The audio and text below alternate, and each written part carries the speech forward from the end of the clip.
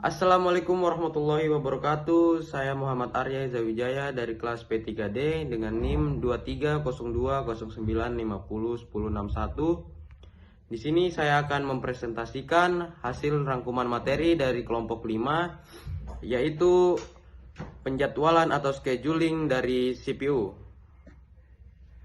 Oke, yang pertama penjadwalan CPU. Penjadwalan CPU atau CPU scheduling adalah pengaturan proses-proses yang ada di dalam CPU. Penjadwalan ini sangat penting karena menentukan performa dari sebuah CPU. Algoritma penjadwalan CPU dapat berbagai macam, seperti long-term scheduling, medium-term scheduling, short-term scheduling, dan input-output scheduling. Setiap algoritma memiliki kelebihan masing-masing, dan pilihan algoritma penjadwalan berhubungan dengan tujuan sistem operasi dan kinerja yang diinginkan.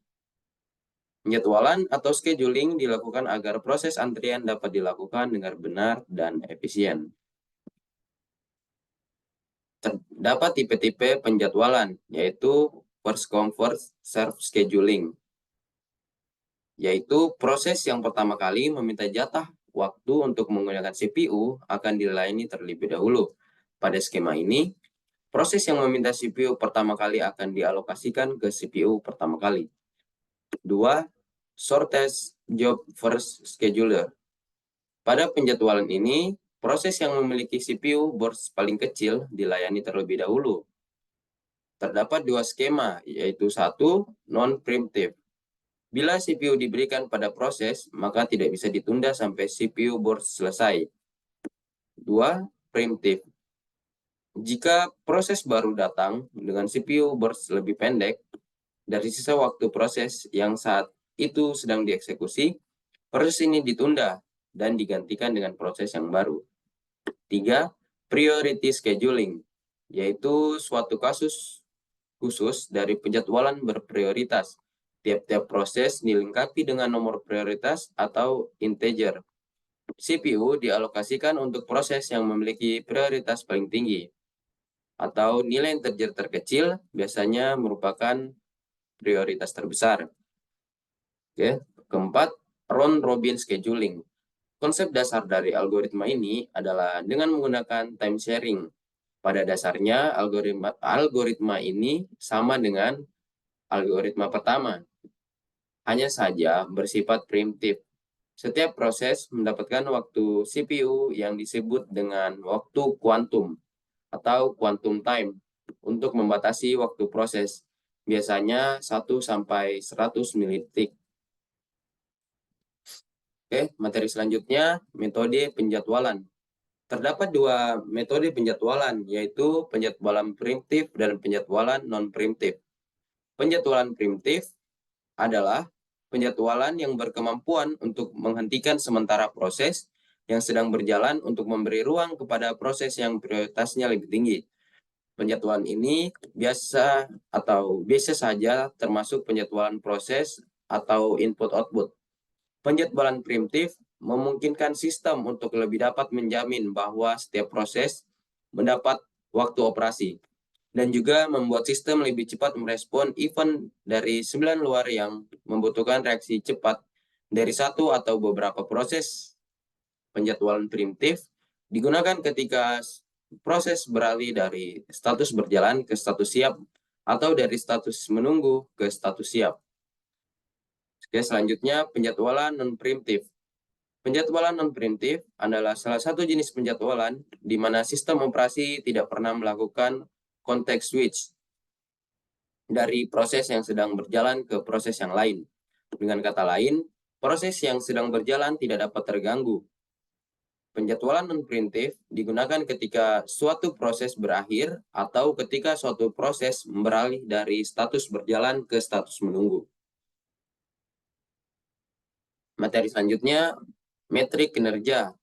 Metrik kinerja adalah ukuran atau parameter yang digunakan untuk mengevaluasi kinerja sistem, jaringan, atau layanan. Metrik ini memberikan gambaran tentang seberapa efisien, andal, dan responsif suatu sistem atau layanan dalam memenuhi kebutuhan dan ekspektasi pengguna. Metrik kinerja digunakan untuk memantau, menganalisis, dan memperbaiki kinerja sistem secara keseluruhan, serta untuk mengidentifikasikan area-area di mana peningkatan dapat dilakukan. Ya, di sini terdapat 8 jenis matriks, yaitu 1. Response time atau waktu respon, 2. Throughput atau kapasitas, 3. Utilisasi atau utilization, 4. Ketersediaan atau availability, 5. Kinerja jaringan atau network performance, 6. Kinerja basis data atau database performance, 7. Kinerja aplikasi atau application performance, dan terakhir kualitas layanan atau quality of service. Oke, materi selanjutnya preemption. Preemption merupakan proses penghentian atau penggantian proses yang sedang berjalan dengan proses yang lebih penting. Preemption digunakan untuk mengelola prioritas antara beberapa proses yang sedang berjalan. Preemption sangat penting dalam sistem operasi untuk mengelola beban CPU yang tinggi dan prioritas antara beberapa proses yang sedang berjalan. Dengan menggunakan preemption, sistem dapat mengelola beban CPU dan mengoptimalkan penggunaan sumber daya dengan lebih efektif. Oke, selanjutnya materi deadlines.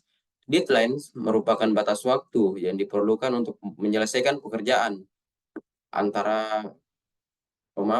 Deadlines digunakan untuk pengolahan perantara antara beberapa pekerjaan yang sedang berjalan.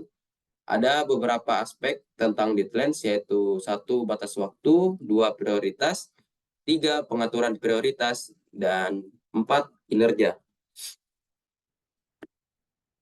Oke, materi selanjutnya context switching. Context switching adalah teknik yang digunakan sistem operasi untuk mengalihkan suatu proses atau tier dari suatu keadaan ke keadaan yang lain. Dalam lingkungan multitasking, context switching terjadi ketika terdapat beberapa proses yang memerlukan CPU, sehingga satu proses harus dialihkan dari CPU agar proses lain dapat berjalan. Context switching terjadi karena beberapa hal, yaitu 1. Multitasking. Apabila terdapat beberapa proses yang memungkinkan CPU, maka context switching dapat terjadi.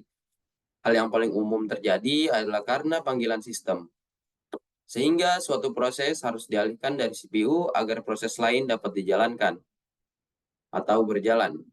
Hal ini dapat dipicu karena proses tersebut tidak berjalan, seperti menunggu input-output atau menunggu operasi sinkronisasi selesai. 2.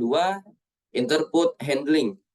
Interput handling adalah proses yang berjalan ketika interupsi dihasilkan oleh perangkat keras atau perangkat lunak.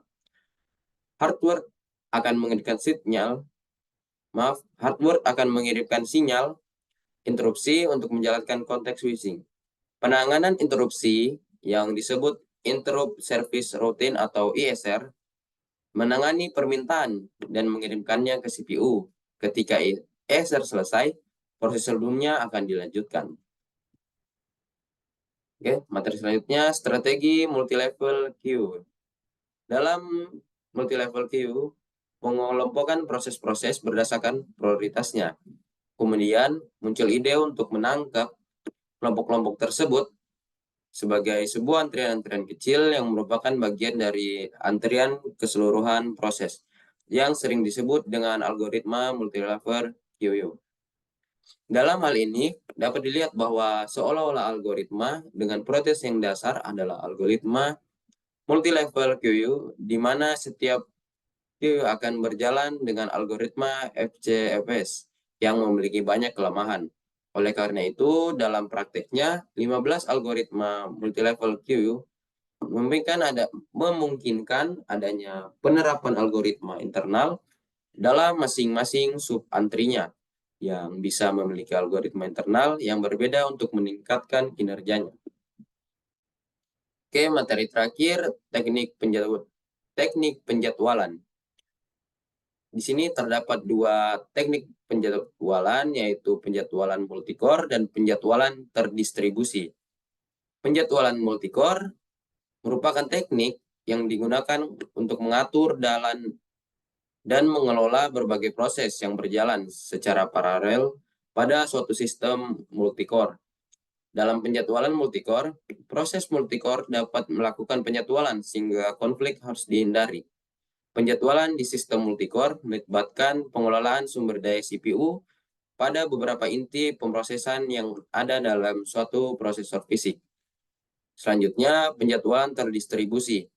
Penjadwalan terdistribusi adalah solusi perangkat lunak yang mampu meluncurkan pekerjaan atau beban kinerja atau kerja terjadwal tanpa pengawasan di beberapa server. Tugas yang didistribusikan dapat bersifat periodik atau ADHOC. Misalnya, pengguna dapat menjadwalkan pekerjaan untuk dieksekusi secara berkala, misalnya untuk setiap jam atau setiap hari, setiap detik, atau sebagai eksekusi satu kali, atau mengambil file untuk laporan khusus. Sistem penjadwalan distribusi juga mendukung pekerjaan secara paralel. Terima kasih.